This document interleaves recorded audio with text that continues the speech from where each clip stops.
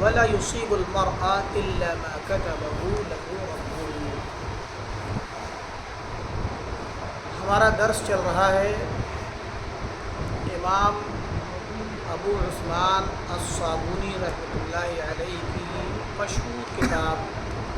عقیدۃ السلف و اصحاب الحدیث کے پڑھنے اور پڑھانے اور سمجھنے سمجھانے کے سلسلے میں۔ اس کتاب میں ہم نے الحمدللہ بہت سارے مسائل پڑھ لیے ہیں۔ گزشتہ درس سے ہمارے یہاں جو مسائل ہیں وہ تقدیر سے متعلق کچھ پیچیدہ مسائل ہیں جن کا ذکر مصنف نے کیا ہے۔ انہی کے ضمن میں آج کا مسئلہ بھی تقدیر سے متعلق ہی ہے۔ فرماتے ہیں وَيَشْهَدُ أَهْلُ السُّنَّةِ وَيَعْتَقِدُونَ کہ اہل سنت والجماعت اس بات کی گواہی دیتے ہیں اور عقیدہ رکھتے ہیں کہ ان الخیر والشر کہ ہر قسم کی خیر اور ہر قسم کی شر، والنفع والضر اور ہر طرح کا فائدہ اور ہر طرح کا نقصان، بقضاء اللہ وقدرہ یہ اللہ تعالیٰ کے قضاء اور قدر سے ہے، یعنی اللہ نے جو لکھ دیا ہے، جو مقدر کر دیا ہے، جس کا فیصلہ کر دیا ہے اسی کے مطابق ہے۔ اللہ نے اگر خیر کا ارادہ کیا ہے، خیر مقدر کی ہے تو خیر ملے گی، اور برائی اور ہمارے حق میں کوئی مصیبت پریشانی مقدر کی ہے تو وہ شر اور پریشانی آئے گی۔ نفع اور نقصان بھی اللہ ہی کی طرف سے مقدر ہے اور اسی کے فیصلے کے مطابق ہے۔ لا مرد لہا ولا محیص ولا محید عنہا، ان چیزوں سے کسی بھی شخص کو بھاگنے کا کوئی موقع نہیں ہے، یعنی خیر سے بھی کوئی بھاگ نہیں سکتا، نہ کوئی کسی کو بھگا سکتا ہے، یعنی خیر ملنے سے کوئی کسی کو ہٹا نہیں سکتا، محروم نہیں کر سکتا۔ اگر کسی کے لیے اللہ نے خیر مقدر کی ہے تو اس کو خیر مل کے رہے گی، اور اسی طریقے سے شر اگر نقصان مقدر کیا ہے تو اس سے کوئی انسان بھاگ نہیں سکتا، دور نہیں جا سکتا، اور کسی بھی جگہ اس کو اس سے علیحدگی اور دوری اختیار کرنے کا موقع نصیب نہیں ہوگا۔ وَلَا يُصِيبُ الْمَرْءَ إِلَّا مَا كَتَبَهُ لَهُ رَبُّهُ، اور کسی بھی انسان کو کوئی بھی چیز نہیں پہنچتی ہے، یعنی اچھی ہو یا بری نہیں پہنچتی، مگر كَتَبَهُ اللَّهُ لَهُ رَبُّهُ، مگر یہ کہ اللہ تعالیٰ نے، اس کے رب نے اس کے لیے اسے لکھا ہوا ہے۔ جو چیز ہمارے لیے، آپ کے لیے اللہ نے لکھ دی ہے وہی ہمیں ملے گی، اور جو نہیں لکھی ہے وہ نہیں ملے گی۔ وَلَوْ جَهِدَ الْخَلْقُ، اور اگر پوری مخلوق، ساری کائنات کے لوگ مل کر، ساری مخلوق مل کر کوشش کریں أَن يَنْفَعُوا الْمَرْءَ کہ کسی انسان کو وہ فائدہ پہنچائیں، فائدہ پہنچانے کی کوشش کریں سب مل کر کے، بما لم یکتب اللہ لہ، ایسی چیز کا فائدہ جس کو اللہ تعالیٰ نے بندے کے لیے نہیں لکھا ہے۔ جو فائدہ بندے کے لیے اللہ نے لکھا نہیں ہے وہ فائدہ پہنچانے کے لیے پوری مخلوقات مل کر کے، پوری مخلوق مل کر کے کوشش کریں، لم یقدروا علیہ، تو اس پر وہ قدرت نہیں رکھ سکیں گے، نہیں کر سکتے ایسا۔ اگر اللہ نے کسی کے لیے فائدہ نہیں لکھا ہے تو پوری مخلوق، سارے لوگ ساری کائنات مل کر کے اس انسان کو فائدہ نہیں پہنچا سکتی۔ اور اسی طرح اس کے برعکس وَلَوْ جَهِدُوا أَن يَضُرُّوهُ، اور اگر سارے لوگ مل کر یہ کوشش کریں کہ کسی انسان کو نقصان پہنچا دیں، بما لم یقدہ اللہ، ایسی چیز کا، ایسا نقصان جو اللہ نے اپنے فیصلے میں نہیں لکھا، اللہ نے اس کا فیصلہ نہیں کیا ہے اس بندے کے حق میں، لم یقدروا، تو وہ لوگ سب مل کر کے بھی وہ نقصان پہنچانے کی طاقت نہیں رکھ سکتے۔ علی ما ورد به خبر عبداللہ بن عباس رضی اللہ عنہما عن النبی صلی اللہ علیہ وآلہ وسلم، یہ بات اس حدیث کی بنیاد پر ہے جو حدیث عبداللہ بن عباس رضی اللہ عنہما سے پیارے نبی صلی اللہ علیہ وسلم کے ذریعے کے واسطے سے آئی ہے۔ مشہور حدیث ہے، ایک مرتبہ آپ صلی اللہ علیہ وسلم نے فرمایا یا غلام، اے پیارے بچے، چھوٹے چھوٹے تھے عبداللہ بن عباس، آپ کے چچا بھائی تھے، تو آپ نے کہا کہ انی اعلمک کلمات، میں تمہیں کچھ باتیں سکھلانا چاہتا ہوں، یاد رکھ۔ تو فرمایا احفظ اللہ یحفظک، تم اللہ تعالیٰ کی حفاظت کرو، اللہ تمہاری حفاظت کرے گا۔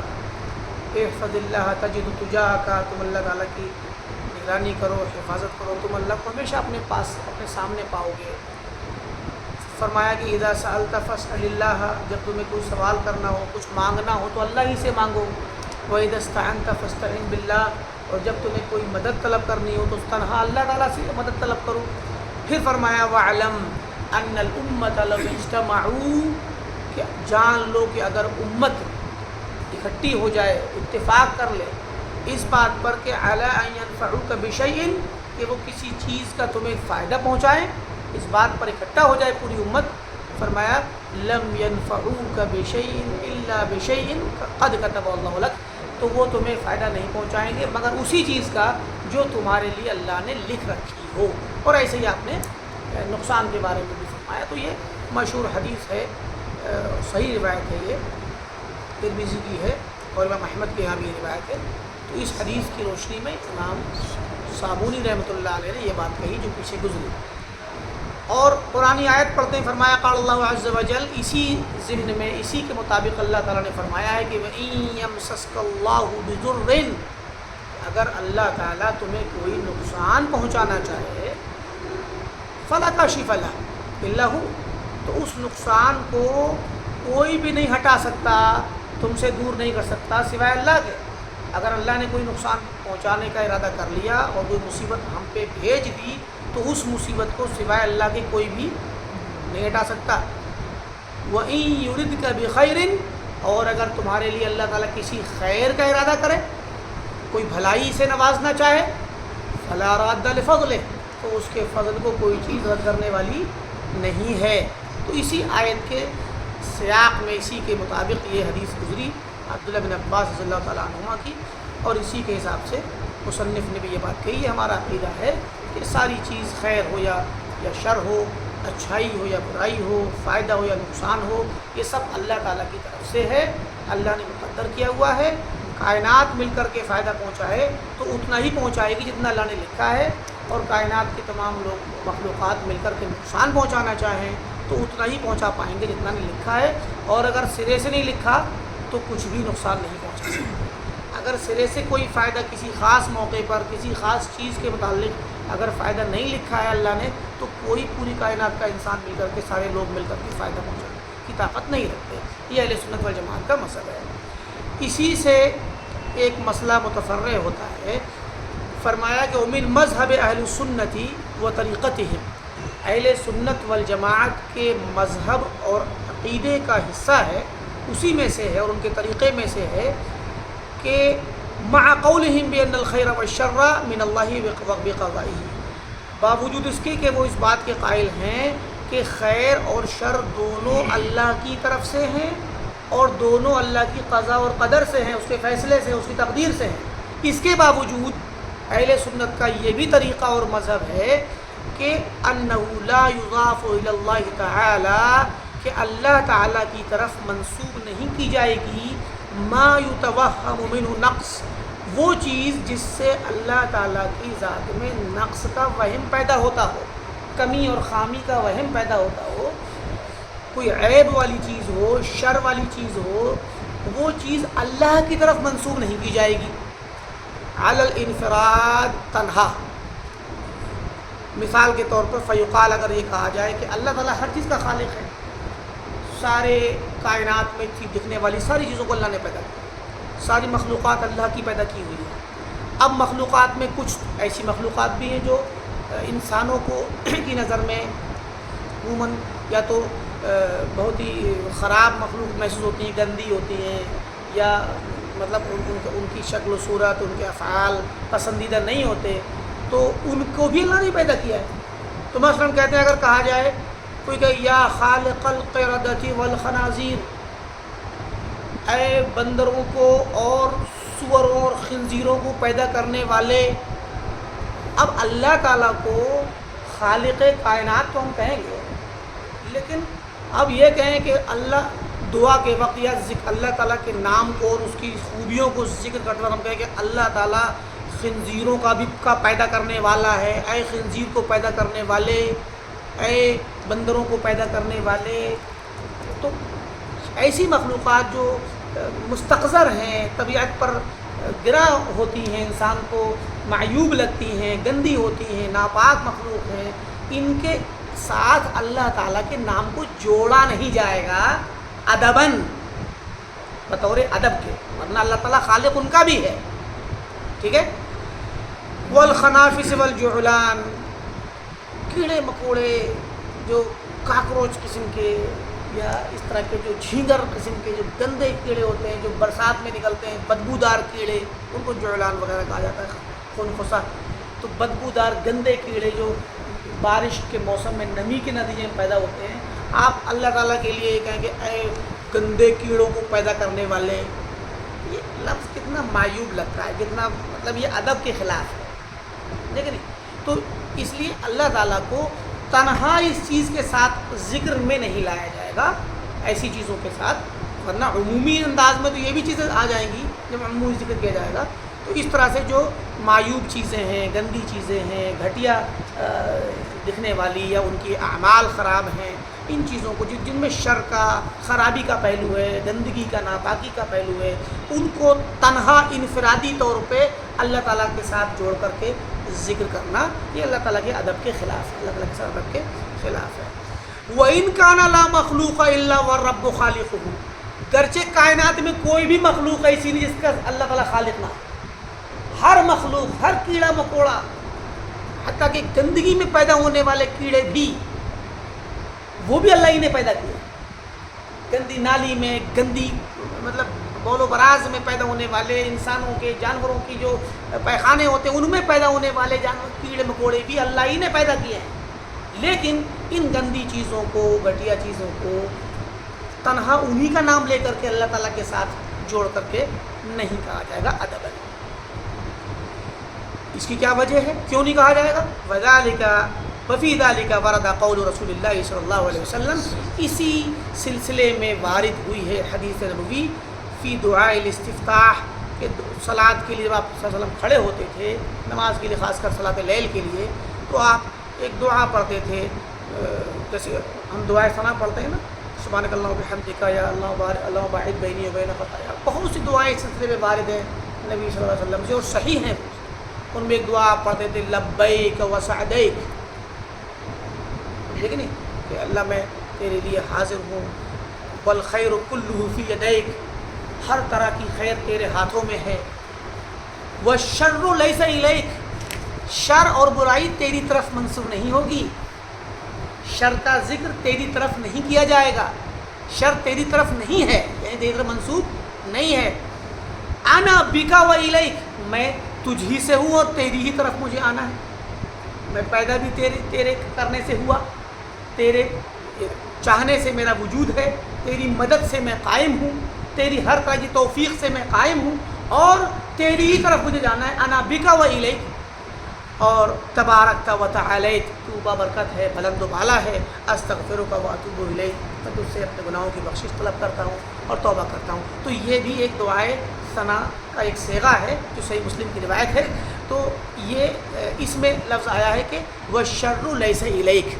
شر جو ہے تیری طرف نہیں ہے، برائی اور بری چیز، عیبدار چیز کو اللہ کی طرف منسوب نہیں کیا جائے گا۔ وَمَعْنَاهُ وَاللَّهُ أَعْلَمُ، اس لفظ کا معنی کیا ہے اللہ زیادہ بہتر جانتا ہے۔ اس کا معنی یہ ہے کہ وَالشَّرُّ لَيْسَ مِمَّا يُضَافُ إِلَيْكَ إِفْرَادًا، کہ شر جو ہے ایسی نہیں ہے کہ اس کو تنہا شر ہی کو اللہ کی طرف منسوب کیا جائے، افرادن، تنہا شر کا ذکر پیچھے کہہ چکے، وہ قصدن، صرف شر ہی کا قصد کر کے اسی کو اللہ تعالیٰ کے سامنے ذکر کیا جائے، تو یہ اس کے ادب کے خلاف ہے۔ حتی یقال لک فی المنادات، یہاں تک کہ دعا میں اور ندا میں انسان اللہ کو پکارے اور دعا کے وقت ہاتھ اٹھا کے کہے یا خالق الشر، اے شر کو پیدا کرنے والے، یہ ادب کے کے خلاف ہے، یا خالق الخیر کہیے، اے خیر کے پیدا کرنے والے، مجھے خیر سے نواز دے، لیکن نہیں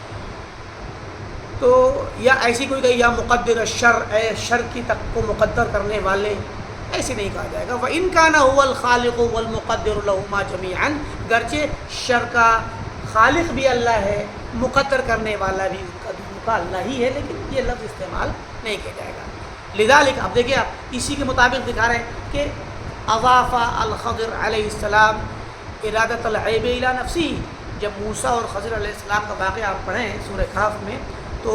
پائیں گے کہ جہاں پر عیب کا ذکر آیا وہاں عیب کو خضر علیہ السلام نے اپنی طرف منسوب کیا،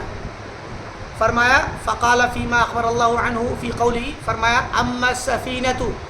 جس کشتی میں سوراخ کر دیا تھا خضر علیہ السلام نے، تو موسیٰ علیہ السلام نے اعتراض کر دیا تھا کہ مسکین لوگوں کی وہ تھی کشتی تھی اور تم نے اس کو سوراخ کر کے خراب کر دی۔ کہتے ہیں اما السفینۃ، رہی بات کشتی کی جس کو میں نے سوراخ کیا تھا، بتا رہے ہیں خضر علیہ السلام، فکانت لمساکین، کچھ مسکینوں کی تھی، غریب فقیر بچے تھے ان کی تھی، یعملون فی البحر، جو سمندر میں ہی کام کرتے تھے، کشتی سے ڈھونا، لوگوں کو سوار کرنا اور پیسہ کمانا۔ فرمایا فأردت ان اعیبها، تو میں نے ارادہ کیا کہ اس کشتی میں عیب لگا دوں، سوراخ کر دوں، میں نے ارادہ کیا۔ عیب والی بات آ رہی ہے نا، تو اپنی طرف منسوخ کر رہے ہیں، میں نے ارادہ کیا، حالانکہ اللہ کے حکم سے کیا تھا، لیکن عیب لگانا، کشتی توڑنا یا سوراخ کرنا، یہ نقصان پہنچانا ہوا نا، اور اس میں عیب دار کر کے خراب کرنا ہوا، تو یہ خرابی کی نسبت خضر علیہ السلام نے اپنی طرف کی کہ میں نے ارادہ کیا کہ عیب لگا دوں، عیب دار کر دوں اس کو۔ وَلَمَّا ذَكَرَ الْخَيْرَ وَالْبِرَّ وَالرَّحْمَةَ، اور جب دوسرے واقعے میں خضر علیہ السلام نے خیر کا ذکر کیا، نیکی کا ذکر کیا، رحمت کا ذکر کیا، اضاف ارادتها الی اللہ تعالی، تو اس کے ارادے کو اللہ کی طرف منسوب کیا۔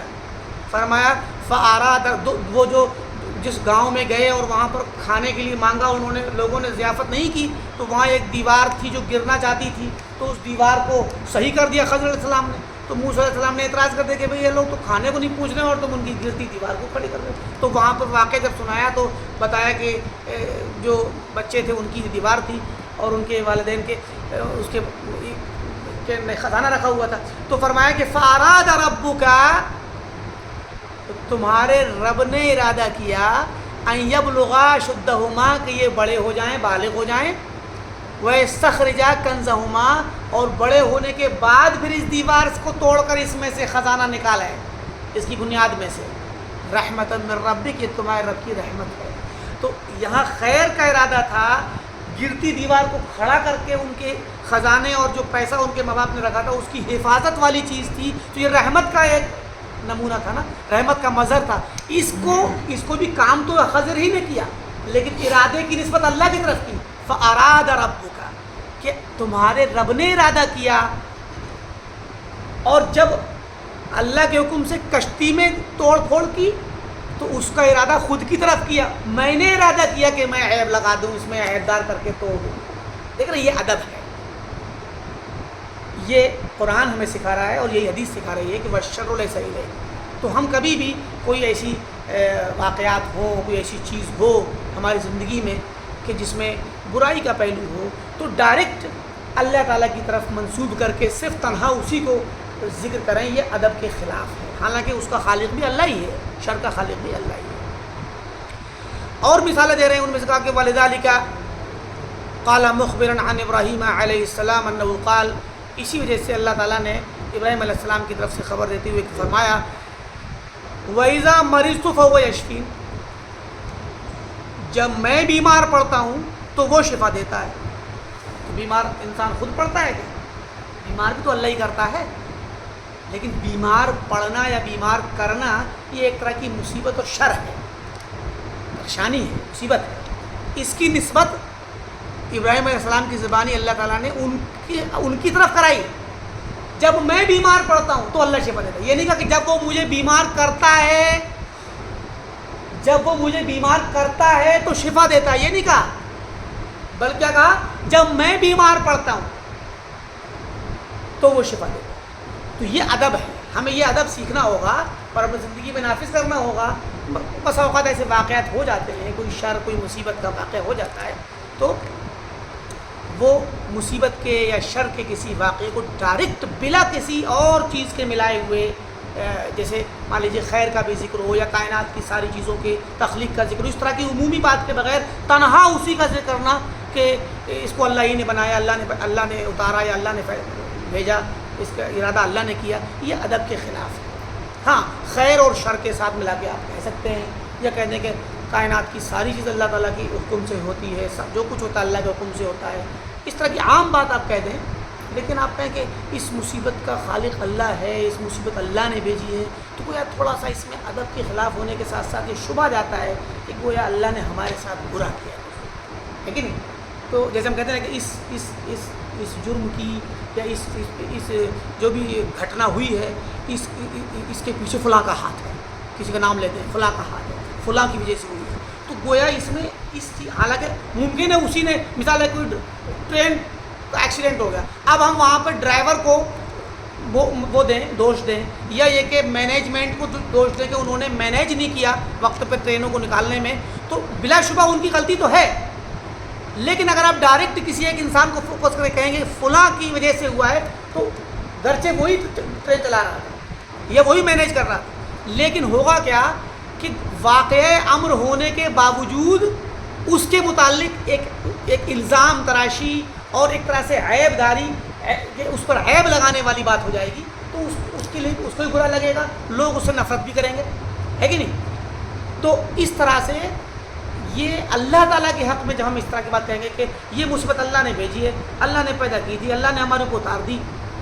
ٹھیک ہے، تو یہ ڈائریکٹ آپ اگر مصیبت کے ساتھ اللہ تعالیٰ کا ذکر کریں گے اس پریشانی کے ساتھ، تو اس میں یہی والا مفہوم پیدا ہوگا کہ گویا نعوذ باللہ اللہ تعالیٰ نے ہمارے ساتھ نعوذ باللہ برا کیا یا مصیبت ہم پہ اتار دی۔ تو آپ یا ہم عمومی انداز میں اللہ تعالیٰ کے تخلیق کا، اس کی تقدیر کا، عمومی تقدیر کا ذکر کریں کہ اللہ تعالیٰ جو بھی دنیا میں حادثات ہیں وہ سب اللہ کے مقدر کیے ہوئے ہیں، جو کچھ بھی مقدر کرتا ہے وہ اللہ مقدر کرتا ہے، اچھا ہو یا برا سب اللہ کی طرف سے ہے، اس طرح سے آپ کہیں تو اسی کے ضمن میں یہ بات آ جائے گی۔ لیکن تنہا شر کا ذکر کریں گے تو یہ دیکھیں قرآن کے ادب کے خلاف ہے، حدیث کے ادب کے خلاف ہے، سمجھے کہ نہیں؟ بہت سی مثالیں ہیں، قل اعوذ برب الفلق من شر ما خلق، من شر ما خلق، کہ یہاں اللہ تعالیٰ نے ہمیں جب پناہ طلب کرنے کا طریقہ سکھایا تو فرمایا کہ من شر ما خلق، اس چیز کی شر سے جسے اللہ نے پیدا کیا ہے، میں پناہ طلب کرتا ہوں اللہ کی جو خالق کائنات ہے، فلق کا خالق ہے، اس کی میں پناہ طلب کرتا ہوں، من شر، اس چیز کی شر سے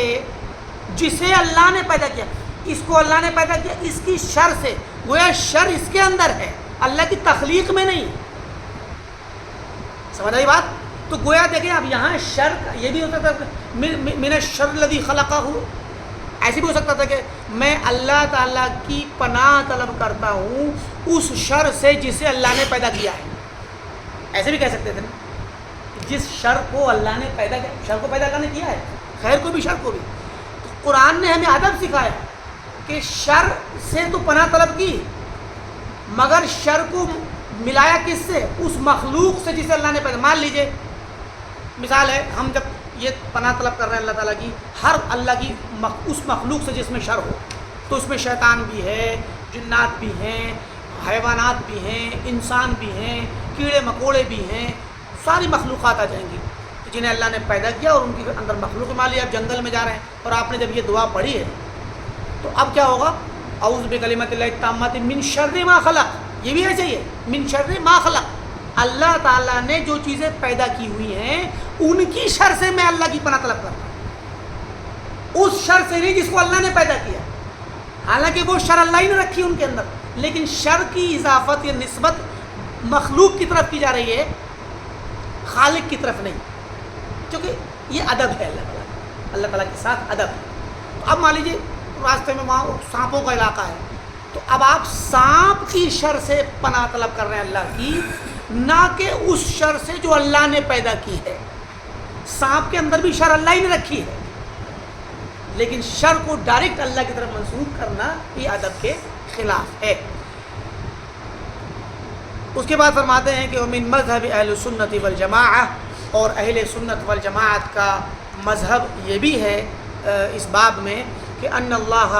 تعالی عز وجل مرید لجمیع اعمال العباد، کہ اللہ تعالی ارادہ کرتا ہے بندوں کے تمام اعمال کا۔ بندے جو کچھ بھی عمل کرتے ہیں، اچھا کریں یا برا کریں، نیکی کریں یا برائی کریں یا بدی کریں، ایمان لائیں یا کفر کریں، اطاعت کریں یا نافرمانی کریں، کچھ بھی، جتنے بھی اعمال بندے کرتے ہیں،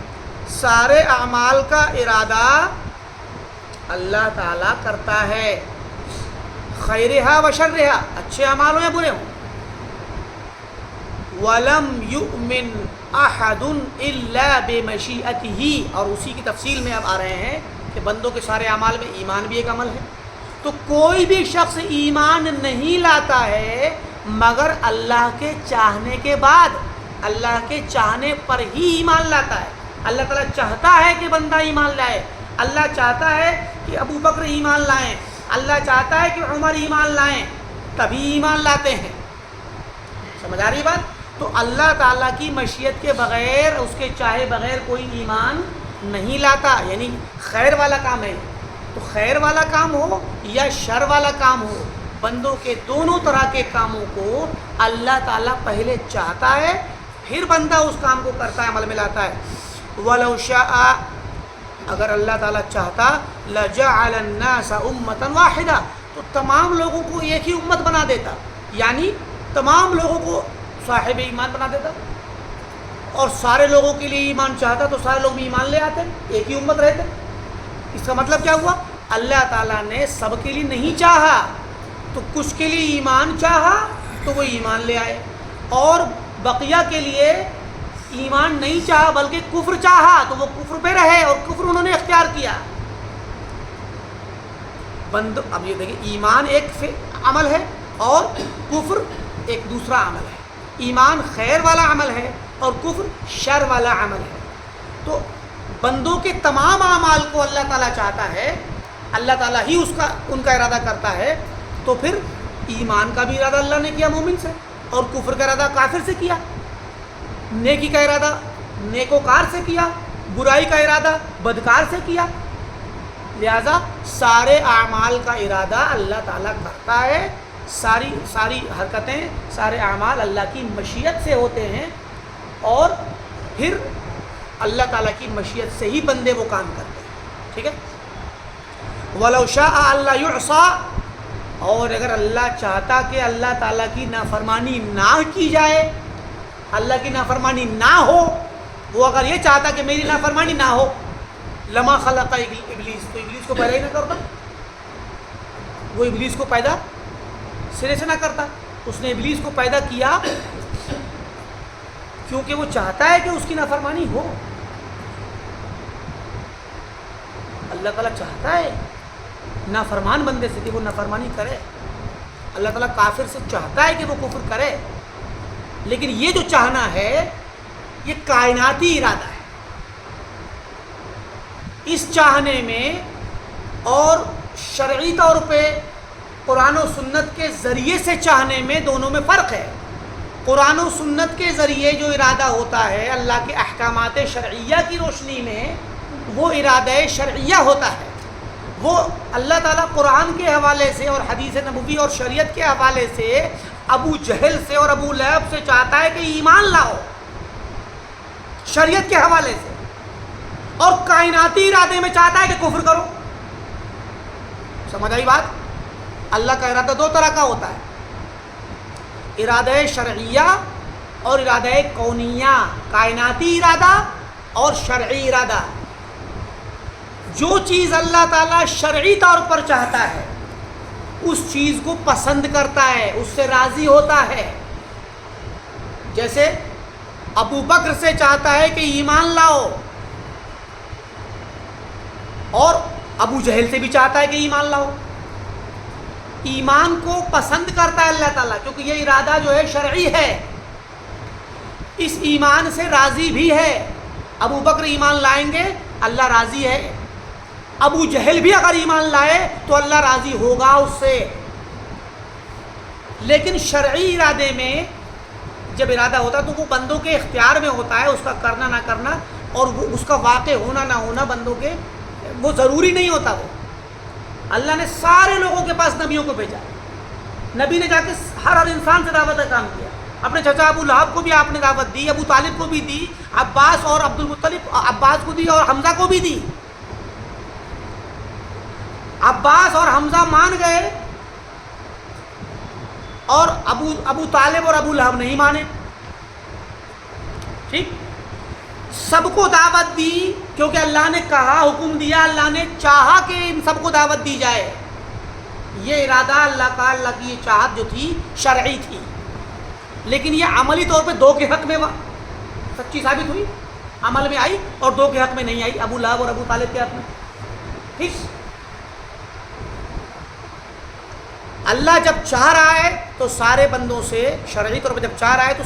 اس کا چاہنا یا اس چیز کو وہ اللہ پسند کرتا ہے، محبت کرتا ہے اس سے.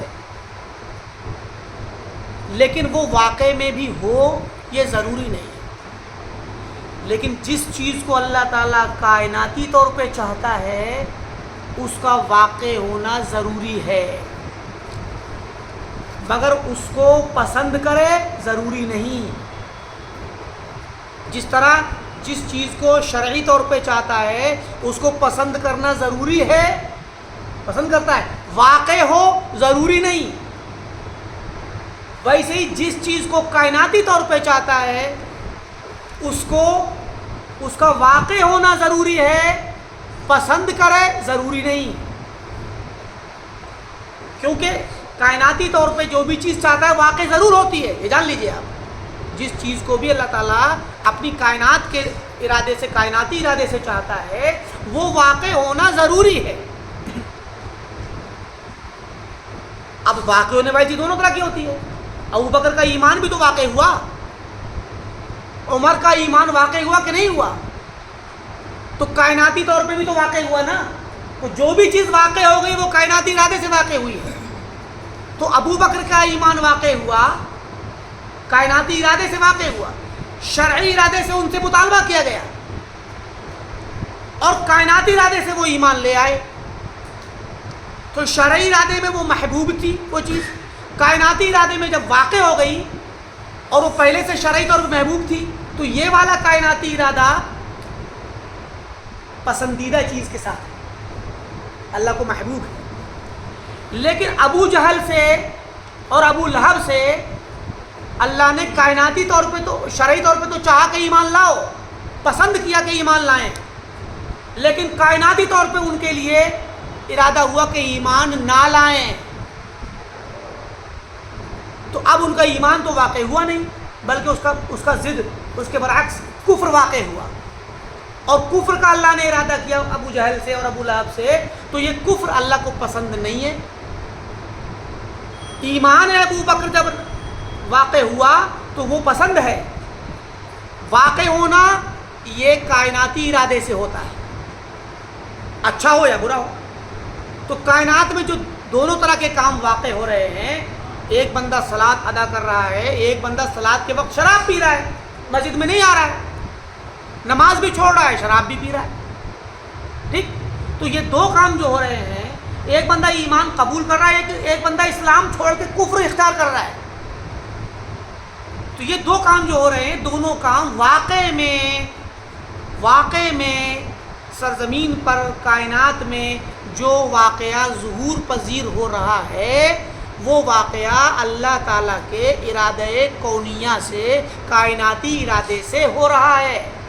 اب یہ دیکھا جائے گا کہ ان دونوں واقعوں میں کون سا واقعہ شریعت کے مطابق ہے تو وہ پسندیدہ ہے اللہ کو، اور کون سا واقعہ شریعت کے خلاف ہے وہ اللہ کو ناپسند ہے.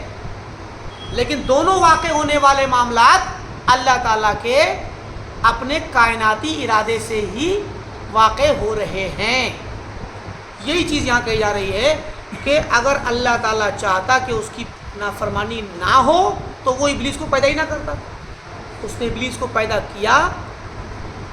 بہت سی حکمتوں کے لیے. اس پہ انشاءاللہ ہم کسی موقع بتلائیں گے. اس کے بعد انشاءاللہ کوشش کرتے ہیں, وقت بھی ہمارا آگے نکل چکا ہے. تو ابلیس کو پیدا کرنے کی بہت حکمتیں ہیں اللہ تعالیٰ کی, وہ بتائیں گے انشاءاللہ دوسرے موقع. فرمایا فکفر الکافرین, کافروں کا کفر,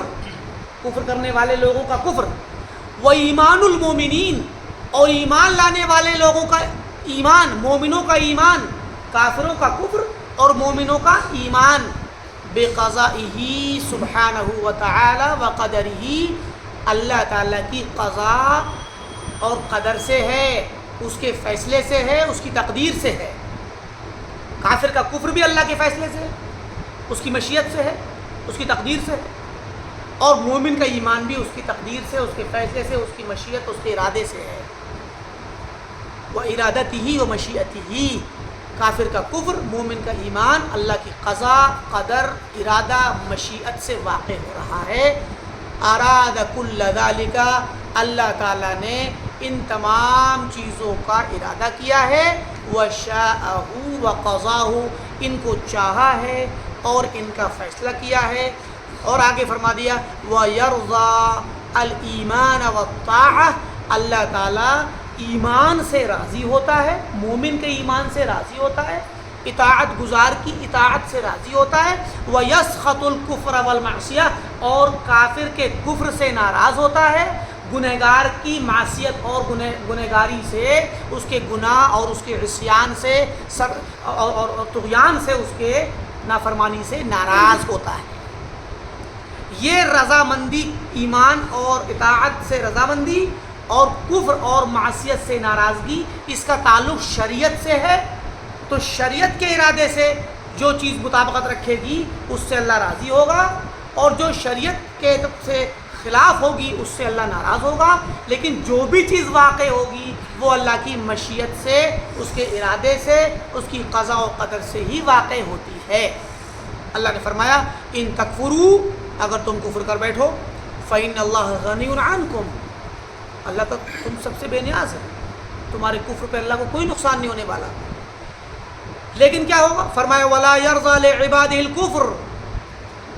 اللہ تعالیٰ اپنے بندوں کے لیے کفر سے راضی نہیں ہے. بندے کفر کر لیں, کرنے دے گا, مگر ان کی کفر سے راضی نہیں ہے, پسند نہیں کرے گا ان کی کفر کو. اور وہ کفر جو کریں گے وہ اللہ تعالیٰ کی مشیت اور ارادے سے ہی کریں گے, مگر وہ راضی نہیں ہوگا اس کفر سے. وَإِن تَشْكُرُوا, اور اگر تم شکر گزار بنو, يَرْضَهُ لَكُمْ, تو اللہ تعالیٰ تمہارے لیے اس شکر سے راضی رہے گا. تو یہ نیکی ہے, یہ اطاعت ہے, شکر کرنا اللہ کی عبادت ہے, تو اللہ اس سے راضی ہوگا, کیونکہ یہ اللہ تعالیٰ کے ارادہ شرعیہ اور اس کی شریعت کے مطابق ہے. لہذا یہ تقدیر کا معاملہ یہیں پر ختم ہوتا ہے. ابلیس کے متعلق 2-4 باتیں بتا دیتے ہیں. ابلیس کو اللہ نے پیدا کیوں کیا؟ پہلی چیز یہ جان لیجئے, یہاں پر ابلیس کو پیدا کیوں کہ سے پہلے ایک سوال اور وضاحت سے ہم آپ کے سامنے رکھتے ہیں کہ جب اللہ تعالیٰ ابلیس کو یا کسی بھی شر کو جب پسند نہیں کرتا ہے, کفر کو پسند نہیں کرتا ہے, گناہ کو, نافرمانی کو پسند نہیں کرتا, تو اس کا ارادہ کیوں کرتا ہے؟ وہ چاہتا کیوں ہے کہ کفر واقع ہے؟ جب اللہ کو کفر پسند ہی نہیں ہے, اور مصنف بھی کہہ رہے ہیں اہل سنت کا عقیدہ اور کتاب و سنت کے نصوص کا تقاضا ہے کہ کافر کا کفر بھی اللہ کے چاہنے پر ہی واقع ہو رہا ہے, مومن کا ایمان اللہ کے چاہنے پر واقع ہو رہا ہے. تو کافر کا کفر جب اللہ کو پسند نہیں ہے تو اللہ تعالیٰ کیوں ارادہ کر رہا ہے کہ کافر کفر کرے؟ سمجھ آ گئی بات؟ سوال سمجھ میں آ گیا؟ اس کا جواب یہ ہے کہ ارادہ کرنا اور چاہنا, ارادہ کرنے, ہم جب ارادہ کرتے ہیں جس چیز کا وہ ہماری مراد ہوتی ہے, جس کا ہم نے ارادہ کیا ہے, ہمارا مقصود ہوتا ہے, جس کو ہم نے قصد کیا. جو مراد ہوتی ہے, جس کا ارادہ کیا جاتا ہے, اس کی 2 قسمیں ہوتی ہیں. جن چیزوں کا ارادہ کیا جاتا ہے وہ 2 طرح کی ہوتی ہیں.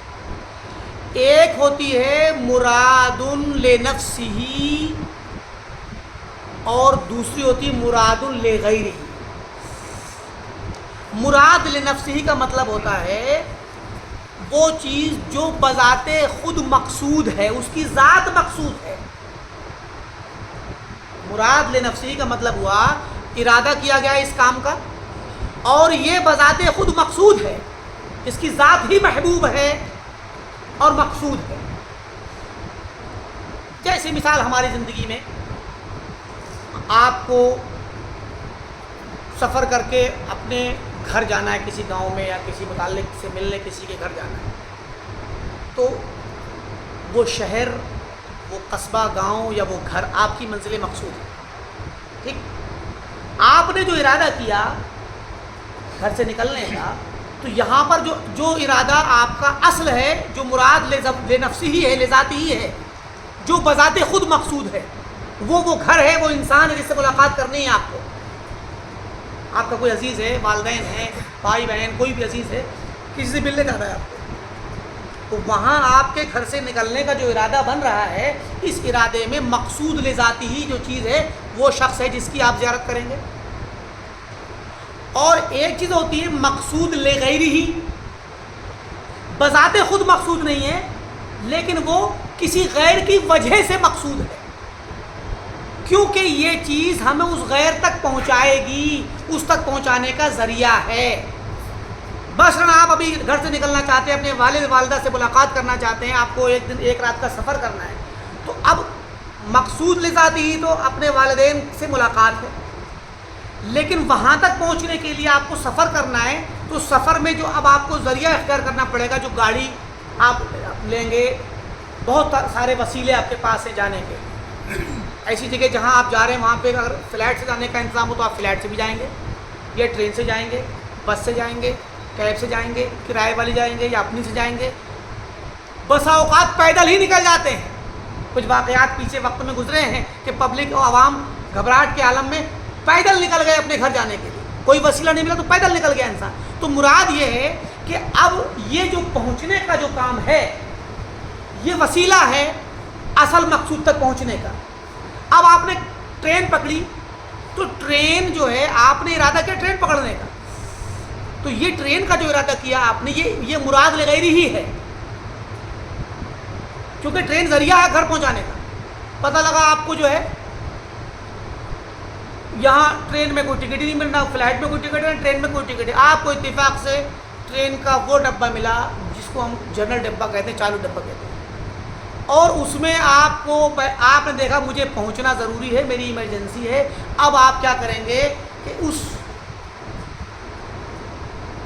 بھیڑ بھاڑ والے، پریشانی اور تنگی اور مصیبت والے ڈبے میں داخل ہونے کی کوشش کریں گے۔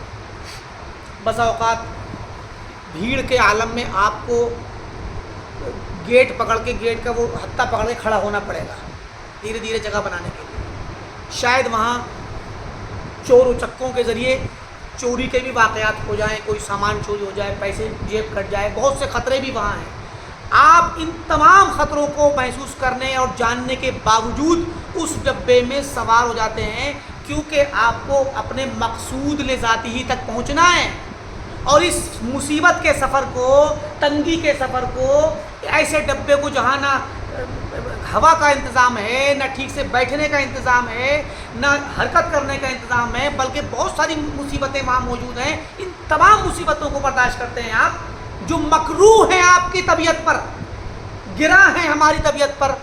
کہ یہ اس میں نقصانات کا بھی خوف ہے اور ویسے بھی مشقت ہے۔ اس مشقت کو جو ناگوار ہے، اس ناگوار مشقت کو برداشت کر کے ہم ارادہ کر لیتے ہیں اس کا اور چل پڑتے ہیں، کیونکہ یہ ناگوار سفر، یہ مشقت والا سفر، یہ مشقت والی ٹرین ہمیں اپنے محبوب اعظم تک پہنچائے گی، جو مقصود لذاتی ہی ہے۔ ہمیں جو پسندیدہ ہے اس وقت، جو چیز ہماری نظر میں ہے، وہ ہمارے والدین سے ملاقات ہے، تو محبوب چیز تک پہنچائے گی، پسندیدہ چیز تک پہنچائے گی، مقصود لذاتی ہی تک پہنچائے گی۔ یہ چیز تو ہم اس کا ارادہ کر لیتے ہیں ناپسند ہونے کے باوجود۔ اسی طریقے سے اللہ تعالیٰ کفر کا ارادہ کرتا ہے اور دوسرے گناہوں کا ارادہ کرتا ہے، معصیت کا ارادہ کرتا ہے کہ چاہتا ہے کہ بندہ کرے، تو یہ مراد لغیر ہی ہے، کیونکہ اس کے ذریعے اللہ تعالیٰ کو دوسرے محبوبات کا ارادہ مقصود ہے اور اس تک پہنچنے کے لیے اس کا ہونا ضروری ہے۔ مثلا اب ابلیس کو دیکھ لیجیے، ابلیس کائنات کے اندر سب سے زیادہ فاسد ذات ہے، سب سے خراب ذات جس کو پیدا کیا گیا ہے، ٹھیک، افسد الذوات، افسد المخلوقات، شر المخلوقات، سب سے زیادہ شریر، سب سے زیادہ خراب، فساد مچانے والی ذات ابلیس کی ہے، ہر برائی کا سبب ہے، ہر برائی کی جڑ ہے، اس کو پیدا کیا اللہ نے۔ تو یہ مراد لغیر ہی ہے، مراد لذات ہی نہیں، ٹھیک، ایک تو یہ۔ اب ظاہر ہے کہ مراد لغیر ہی ہے، تو اب اس کے اندر حکمتیں کیا کیا ہو سکتی ہیں اللہ تعالیٰ کی، وہ اللہ کی وہ غیر جس تک پہنچائے گا یہ وہ غیر، وہ حکمتیں کیا کیا ہیں؟ بہت ساری حکمتوں میں سے ایک تو حکمت یہ ہے کہ خود اللہ کی ذات کا تعارف ہمیں ہوگا، ابلیس کے ذریعے اللہ کی ذات کا تعارف ہوگا۔ سب سے پہلا تعارف یہ ہوگا، اور ہوا ہے، بنی آدم کو پتہ چلا ہے، اللہ تعالیٰ کی ذات کا تعارف سب سے پہلے یہ ہوا کہ اللہ تعالیٰ کی قدرت کا پتہ چلا کہ اللہ تعالیٰ متضاد چیزوں کو پیدا کرنے پر قادر ہے۔ اللہ تعالیٰ کی مخلوقات میں سب سے مقرب مخلوق، اللہ کے فرشتوں میں سب سے زیادہ مقرب فرشتہ جبرائیل علیہ السلام ہے۔ جبرائیل علیہ السلام ازکا المخلوقات و اطہر المخلوقات، اللہ تعالیٰ کی تمام مخلوقات میں سب سے پاکیزہ پاک باز مخلوق ہیں۔ ایک طرف اللہ نے سب سے زیادہ فرما بردار اور پاکیزہ مخلوق کو پیدا کیا، اور اس کے مقابلے میں اس کے برعکس، اس کے متضاد، اس کے ضد سب سے زیادہ نافرمان، سب سے زیادہ خبیث مخلوق کو پیدا کیا۔ تو اللہ تعالیٰ کی یہ قدرت ظاہر ہوئی کہ اللہ تعالیٰ دو متضاد چیزوں کو پیدا کرنے پہ قادر ہے۔ اس کی اللہ کی اس طرح کی مثالیں بہت ہیں، رات کو بھی پیدا کیا، دن کو پیدا کیا، رات دن ایک دوسرے کے ضد ہیں، خیر اور شر ایک دوسرے کی ضد ہیں، بہت سی اس کی مثالیں ملیں گی۔ انہی میں سے سب سے ایک بہت بڑی مثال کہ اطاعت کرنے والی، سب سے زیادہ اطاعت کرنے والی مخلوق اللہ کے فرشتے ہیں، اور ان میں بھی سب سے مقرب مخلوق فرشتہ اللہ کا جبرائیل علیہ السلام ہے۔ تو اس کے بالمقابل ابلیس اطاعت کے مقابلے میں سب سے زیادہ نافرمانی کرنے والا۔ ایک تو یہ چیز۔ دوسری چیز، ابلیس کی ہی وجہ سے اللہ تعالیٰ کے بہت سارے اسماء اور صفات کے آثار ظاہر ہوئے۔ اسماء قہریہ، اللہ تعالیٰ قہار ہے، منتقم ہے، شدید العقاب ہے، شدید العذاب ہے، غضب اس کی صفت سے متصف ہے۔ ساری صفات ہے نا اللہ تعالیٰ کی، قرآن میں ذکر ہوئے ہیں یہ اسماء۔ تو اللہ تعالیٰ غضب کی صفت سے متصف ہے، انتقام لینے والا ہے، عذاب دینے والا ہے، عقاب دینے والا ہے، سزا دینے والا ہے۔ یہ سزا دینے والا تو ہے، سزا کبھی دے گا کہ نہیں کسی کو؟ اگر ابلیس کو پیدا نہ کرتا تو وہ لوگ بھی نہ پیدا ہوتے، سامنے آتے جن کو سزا دی جائے گی، اور جب وہ لوگ بھی نہ آتے جن کو سزا ملے گی، تو اللہ تعالیٰ کی ان اسماء اور ان اللہ کی خوبیوں کا اثر کیسے دکھتا؟ اللہ شدید العذاب ہے، پتہ کیسے چلتا کہ شدید العذاب ہے؟ جب سب لوگ اطاعت کرنے والے ہوتے، ابلیس نہیں پیدا ہوتا تو سب لوگ اطاعت کرتے، ابلیس نہیں پیدا ہوتا سب اطاعت کرتے ہیں نا، کوئی گناہ نہیں کرتا۔ تو جب کوئی گناہ نہیں کرتا تو اللہ تعالیٰ شدید العذاب ہے کیسے پتہ چلتا؟ اللہ تعالیٰ نے جہنم پیدا کی تو پھر جہنم کے پیدا کرنے کا فائدہ کیا ہوتا؟ ٹھیک ہے، تو یہ اچھا۔ اسی طریقے سے اللہ تعالیٰ کے وہ اسماء، اللہ تعالیٰ رحیم ہے، اللہ تعالیٰ غفور ہے، اللہ تعالیٰ توبہ قبول کرنے والا ہے، گناہوں کے باوجود عفو درگزر کرنے والا ہے، یہ پتہ کیسے چلتا؟ ان اسماء کے بھی آثار ابلیس کی وجہ سے ہی ظاہر ہوں گے۔ ایک بندہ گناہ کر کے مر گیا توبہ کیے بغیر، قیامت کے دن وہ اللہ کے سامنے آئے گا، اللہ تعالیٰ اس کو بلائے گا اور اس کے گناہوں کا اقرار کروائے گا، باتیں کرے گا، فعلت کذا افعلت کذا، یقول بلا یا رب، مومن سے کہے گا تو نے ایسا گناہ کیا تھا، بندہ کہے گا ہاں، ساری ایک سے ایک چھوٹی چھوٹی چیزیں بتائے گا، یاد کرائے گا، فیقررہ، حدیث میں آتا ہے اس سے اقرار کروائے گا، وہ اقرار کرے گا اور بندہ سمجھے گا اب میں ہلاک ہو گیا، تو بندہ مومن کو وہاں اللہ تعالیٰ کہے گا سترتها علیک فی الدنیا واغفرها لک اليوم، میں نے دنیا میں تم پر پردہ ڈال دیا تھا، آج جا میں تجھے معاف کرتا ہوں۔ وہ گناہ کر کے پہنچا تبھی تو اللہ نے معاف کیا، اور اس کی صفت رحمت، صفت مغفرت، صفت عفو درگزر تبھی تو سامنے آئی۔ اگر گنہگار ہی نہ ہو تو پھر معاف کرنے کا والی صفت تو پھر اس کا اثر ظاہر نہیں ہوگا۔ تو جہاں ابلیس کے پیدا کرنے سے گنہگار لوگ سامنے آئے ہیں تو ان گنہگاروں میں دو طرح کے لوگ ہوں گے، کچھ کو اللہ تعالیٰ سزا دے گا، کچھ کو اللہ تعالیٰ معاف کر دے گا۔ ٹھیک، توبہ کرنے والے کو تو معاف کر ہی دے گا، سچی توبہ کرے گا، بغیر توبہ کے مر گئے تو قیامت کے دن کچھ کو معاف کرے گا